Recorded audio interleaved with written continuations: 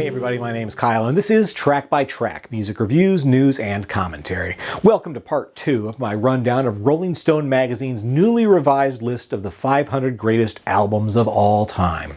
We're about to dive into the top 15 albums, which of course includes some of the biggest musical acts of all time. If you've seen part 1 of this countdown with the albums ranked 25 through 16, you've already seen some pretty major albums that you may have been surprised to see rank that low. Or that high, for that matter. We've already seen that the Beatles' Sgt. Pepper's didn't land in the top 15, and perhaps even more shocking that a Kanye West album was ranked even higher. There's more big surprises on the way, so let's get back into it. Okay, we're moving into the top 15, and next on the list is yet another genre swing that could make your head spin. From the ferocious punk of The Clash at number 16 to the defiant rap of Public Enemy at number 15. It Takes a Nation of Millions to Hold Us Back is one of 2 Public Enemy albums to make the list of 500, and it may surprise you to hear I love this album.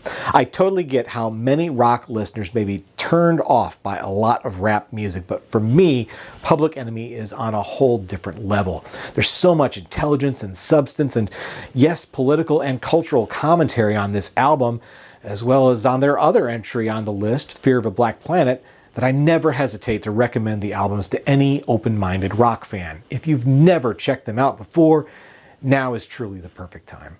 The Rolling Stones' Exile on Main Street is up next at number 14, and I have to admit, this is an album I sometimes struggle with. Many consider it to be the band's masterpiece, which is certainly reflected by its placement on this list. It's their highest ranking album, but I definitely find I need to be in the right mood to spin this gritty, bluesy double album. It's not an album packed with hits, although I think many of the tracks have grown to be perceived as hits by virtue of their source. Don't get me wrong, I love this record, full stop. And as albums go, meaning the actual art of an album as a cohesive musical experience, I probably would call this their best. But as far as personal musical taste goes, there's 2 or 3 other Stones albums I actually prefer over this one. Landing at number 13 on the list of the greatest albums of all time is Aretha Franklin with I Never Loved a Man the Way I Love You. This is another one I struggle with. First of all, let me say that Aretha is amazing, unquestionably one of the greatest female vocalists of all time and certainly one of the most influential. But I have a hard time considering her as an album artist. She's recorded countless iconic songs, including Respect, the opening track on this album.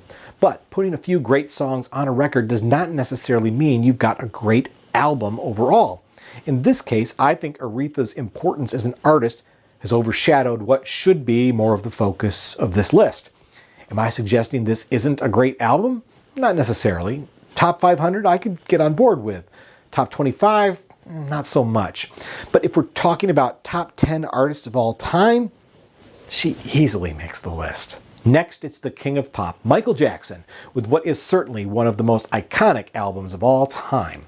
If you were alive when Thriller came out, you no doubt remember what a massive cultural moment it was. The world had never seen anything like it. It arrived just as music videos were beginning to forever change the entertainment landscape, and Jackson's mastery of the format literally revolutionized the still nascent MTV. Practically every song on Thriller went on to be a hit, and yet the album as a whole still came together as a brilliantly constructed masterpiece with guru Quincy Jones guiding the way. It lands at number 12 on the new list, 8 places higher than it placed on the original list, which is quite interesting considering the controversies that have tainted Jackson's legacy in the years following his death. At just 1 slot short of the top 10, we find the Beatles' Revolver. Now, I know before I talked about how Sgt. Pepper's is the album I'd consider to be the pinnacle of their discography. But I think Revolver was the album that made Sgt. Pepper's possible. We'd seen a steady evolution in experimentation with the band over the course of their albums up to Rubber Soul. But Revolver was the true event horizon. There was no going back from here. It's a stunning achievement by any measure, and I'd personally have ranked it slightly higher. Higher, in fact, than the one remaining Beatles album still to come on this list. All right, we've finally reached the top 10, and it starts out with a selection I'm sure will shock many people. The Miseducation of Lauryn Hill was the stunning 1998 solo debut from former hip-hop group The Fugees member Lauryn Hill. I added this album to my collection around the time it came out because I loved the way Hill blended retro soul with contemporary R&B sounds. I don't want to say anything negative about the album itself because it really is pretty great. But to rank it as the 10th best album of all time, higher even than Aretha Franklin, I feel like Rolling Stone and the voting committee has overcompensated a bit. After all, this album didn't even crack the top 50 on the original list, so I'm more than a bit perplexed by this ranking, excellent as the album may be.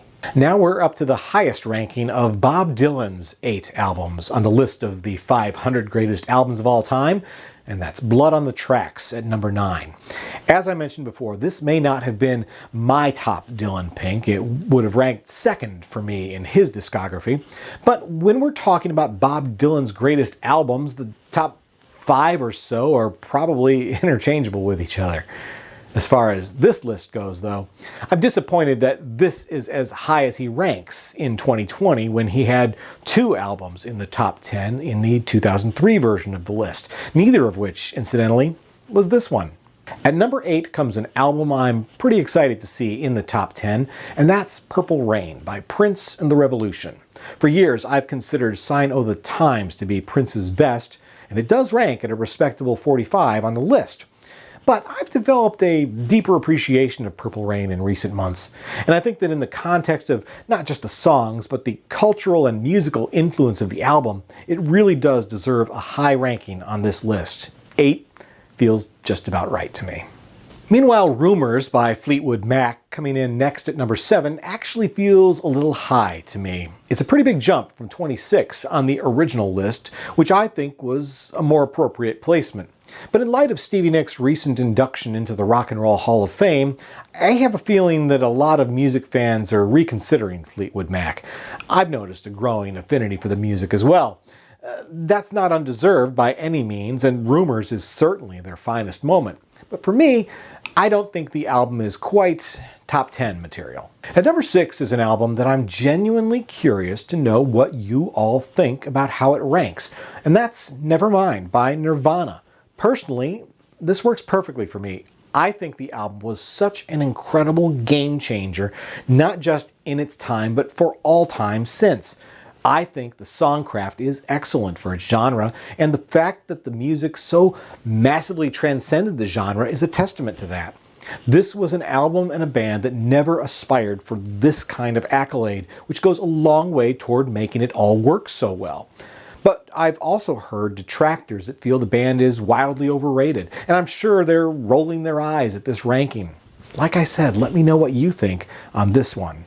We're in the home stretch now, the top 5. And how better to kick it off than with the Beatles? The Fab Four have had more albums on this list than any other act, which should be a surprise to absolutely no one. And similar to what I said about Dylan, I think you could easily swap Abbey Road for 2 or 3 other Beatles albums here at number 5, and we'd all be just as happy. Unlike Nirvana, I really do think the Beatles did set out to make one of the best albums of all time here. Mission accomplished. There's a few hit songs on this album for sure, but I feel like Abbey Road is predominantly appreciated by most listeners in full, as an album, as a singular work. To me, that's what this list should be all about. And number 4 is one of my favorite albums of all time, and that's Songs in the Key of Life, the double album masterpiece by Stevie Wonder. To be honest, there's a streak of Stevie Wonder albums during the 70s that are all pretty much flawless, most of which land elsewhere on this list, so they have not been overlooked. I know the majority of this channel's viewers are rock fans, and Stevie Wonder may be someone you only think of as the guy that sang "I Just Called to Say I Love You." Insert high fidelity joke here. But I'm here to tell you, if you've never given his 70s albums a good listen, you're really missing out on some incredible music. Songs is a great place to start, but if a double album feels too intimidating, try Inner Visions, Fulfilling His First Finale, or even Talking Book. Great, great stuff.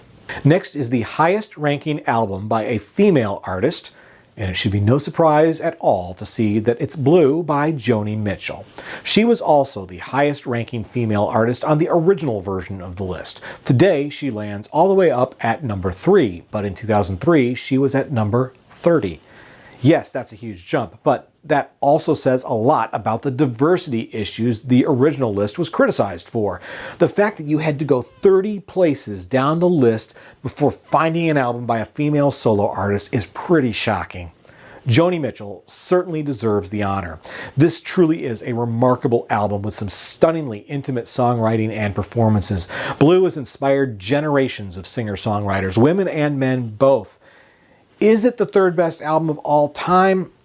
If I'm being honest, and at the risk of being called misogynistic, I think it's actually a notch or two too high.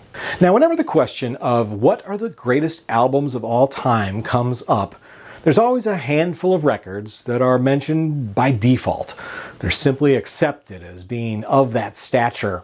That's certainly the case for the album that lands at number 2 on the list, and that's Pet Sounds by the Beach Boys. It's also an album that I personally find to be a bit overrated. Was Brian Wilson a musical genius? I believe he was. A mad genius, though. I think his mental issues actually prevented him from being able to create something far more remarkable than the album that is so revered today. In fact, I think that's part of the mystique of Pet Sounds, imagining what it could have been. That's a fine way to think about Wilson's lost and later reconstructed so-called masterpiece, Smile, but Pet Sounds is a complete album as is. It contains one of what many, myself included, would call one of the greatest songs of all time with God Only Knows. And of course, it was a major shot at the musical arms race between the Beach Boys and the Beatles, an album that ultimately had a massive influence on the creation of Sgt. Pepper's. I have a lot of respect for this album, no question about it. But I'm just not on board with it being the penultimate album of all time, the exact same spot it held on the 2003 list, by the way. Now, I have 2 friends, practically musical scholars both, who would strongly disagree with me. In fact, their reverence for this album and band has been a major influence on me giving it the benefit of the doubt in the first place.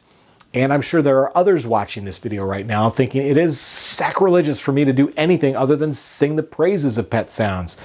But I also suspect there's those of you out there nodding your head in agreement.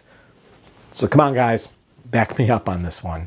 Okay, now, before we move on to the album that ranks at number 1 on the list, I want to point out several significant acts that did make it on the full 500 album list but didn't crack the top 25.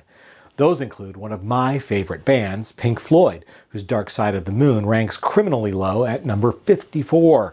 Taylor Swift landed multiple albums on the list, the highest being 2012's Red at number 99. Led Zeppelin landed 5 of their albums on the list, but only the ubiquitous Led Zeppelin 4 cracked the top 100 and only reached number 58. Metallica, R.E.M., Neil Young, AC/DC, The Doors, The Who, Elvis Presley, Jimi Hendrix, and Beyonce all have albums in the top 100, but not in the top 25. All right, it's time for number 1, the greatest album of all time, according to the panel of musical experts and influencers assembled by Rolling Stone magazine. It's an album that also ranked in the top 10 of the original list in 2003, then landing at number 6. Today it tops the list, and to be honest, I don't feel compelled to disagree. What's Going On by Marvin Gaye is an amazing record. Released in 1971, this highly political album was not what Motown fans expected, but it was exactly the album they needed. Gaye's songs spoke to the political and cultural climate of the moment, race relations in particular, in a way unlike anyone else. It was a risky move at the time, but one that for generations now has been embraced for its bravery, its enduring relevance, and its artistry. When I saw this album in the top 10 on the original list almost 20 years ago, I was surprised. Ignorantly so, actually. In 2003, all I knew of Marvin Gaye was a handful of his hit songs, yes, including the title track, What's Going On, but also Sexual Healing. So the idea that this could be one of the greatest albums of all time seemed far-fetched to me at the time. So I went to the library and checked out the CD, because, streaming wasn't around back then. What I heard simply blew me away. I was a rock guy, this kind of music was not usually my thing, but then I didn't even know this kind of music existed. Who knew Motown singers were making concept albums? Who knew there were R&B albums in the early 70s that were this exquisitely written and produced?